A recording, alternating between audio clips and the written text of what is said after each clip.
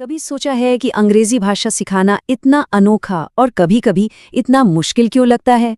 Digital school of education में आप सबका स्वागत है। आज हम इसी सवाल की गहराई में उतरेंगे और पेडागोजी ऑफ इंग्लिश यानी अंग्रेजी के शिक्षा शास्त्र के जो बुनियादी सिद्धांत हैं उन्हें समझेंगे। तो चलिए इस बेहद जरूरी विषय को मिलकर आसान बनाते हैं। आज की हमारी चर्चा का रोड मैप कुछ इस तरह है।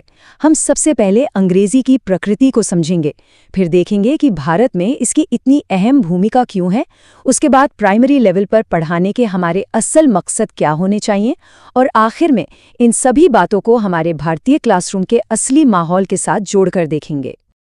मैं हूं आपका लर्नर गाइड और मेरे साथ है हमारे एक्सपर्ट प्रोफेसर। इस पूरी चर्चा में हम प्रोफेसर राधेरमन सर के अकादमिक नजरिए और उनकी सिखाई गई बातों से प्रेरणा ले रहे हैं। हमारा मकसद यही है कि इन आप सभी के लिए आसान और काम का बनाया जा सके।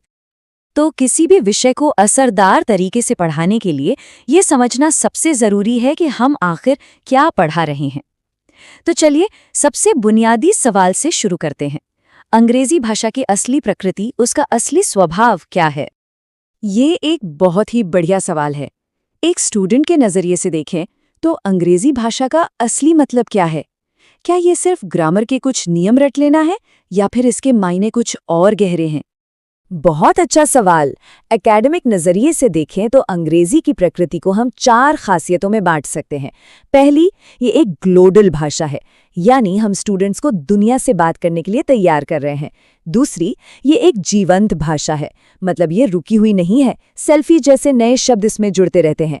तीसरी, और ये बहुत ज़रूरी है, कि ये नॉन फोनेटिक है, जो उच्चारण सिखाने में एक बड़ी चुनौती है।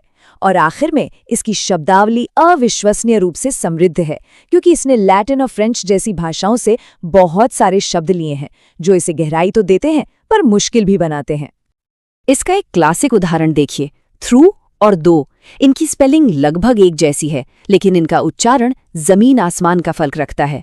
यही नॉन फोनेटिक होने का मतलब है।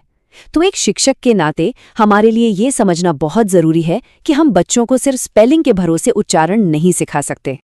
ठीक है, तो अब हम अंग्रेजी की इस अनोखी प्रकृति को समझ गए हैं। तो अगला सवाल ये उठता है कि आखिर यही भाषा हमारे भारतीय संदर्भ में इतनी खास क्यों है? चलिए अब क्या से क्यों की ओर बढ़ते हैं। बिल्कुल, इतनी सारी मुश्किलों के बावजूद, इसके अजीब नियम और इतनी बड़ी वोकैबुलरी, आखिर भारत में अंग्रेजी इतनी जरूरी क्यों बन गई? देखिए, भारत में अंग्रेजी की भूमिका कई परतों वाली है। सबसे पहले ये एक लिंक लैंग्वेज है, जो तमिलनाडु के किसी इंसान को पंजाब के किसी इंसान से जोड़ने का काम करती है। सरकार में इसे एसोसिएट ऑफिशियल लैंग्वेज का दर्जा मिला हुआ है। आज के दौर में ये हायर एजुकेशन और अच्छी नौकरियों का दरवाज़ा है, खासकर टेक्नोलॉजी और बिजनेस की दुनिया में। और हाँ, ये हमारे स्कूलों में 3 लैंग्वेज फॉर्मूला का एक बेहद ज़रूरी हिस्सा भी है। प्रोफेसर राधेरमन सर इस बात पर अक्सर जोर देते हैं, और उनकी ये बात इस पूरी चर्चा का सार है। वो कहते हैं, अंग्रेजी सिर्फ एक विषय नहीं है, बल्कि भारत की विविधता को जोड़ने वाला एक पुल है। ये एक वाक्य हमारे देश में अंग्रेजी के गहरे महत्व को साफ कर देता है। तो हमने क्या और क्यों दोनों को समझ लिया। अब आते हैं सबसे ज़रूरी सवाल पर, कैसे? एक शिक्षक के तौर पर जब हम छोटे बच्चों को अंग्रेजी सिखाने क्लास में जाते हैं तो हमारा असली मिशन क्या होना चाहिए? हाँ, इस पर और रोशनी डालते हैं। जब हम छोटे बच्चों की क्लास में खड़े होते हैं तो हमारा सबसे पहला और सबसे ज़रूरी मकसद क्या होना चाहिए? प्राइमरी लेवल पर एक 4 कदमों वाला तरीका सबसे सही रहता है। हमें हमेशा नींव से शुरू करना चाहिए, यानी सुनने और बोलने के कौशल से। जब बच्चे आवाज़ों के साथ सहज हो जाए, तब हम उन्हें आसान शब्दावली और वाक्य बनाना सिखाते हैं। तीसरा कदम शायद सबसे ज़्यादा ज़रूरी है, रुचि जगाना और डर को कम करना।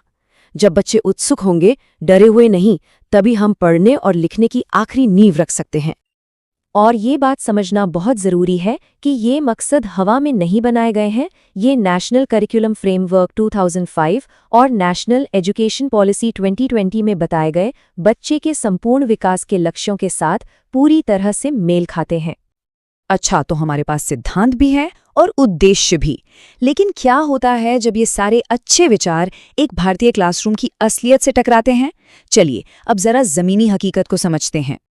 बिल्कुल सही। तो जब हमारे शिक्षक इन सभी लक्ष्यों को लागू करने की कोशिश करते हैं तो उन्हें जमीनी स्तर पर भारत जैसे बहुभाषी देश में किन असली चुनौतियों का सामना करना पड़ता है? भारतीय क्लासरूम की असलियत बहुत अलग है।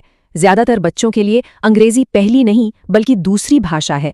इसका मतलब है कि एक टीचर को मल्टीलिंगुअल यानी बहुभाषी माहौल को संभालना होता है, जहां बच्चों की मातृभाषा का असर उनके बोलने के तरीके और वाक्य बनाने पर साफ दिखाई देता है।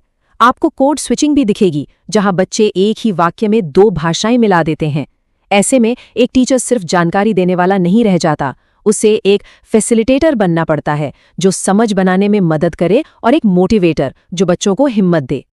तो आज हमने एक पूरा सफर तय किया, अंग्रेजी की अनोखी प्रकृति से लेकर भारत में उसकी अहम भूमिका और क्लासरूम में उठाए जाने वाले जरूरी कदमों तक। यही वो नींव है जिस पर अंग्रेजी पढ़ाने की एक मजबूत इमारत खड़ी होती है। डिजिटल स्कूल ऑफ एजुकेशन के साथ सीखने का ये सफर जारी रखिए।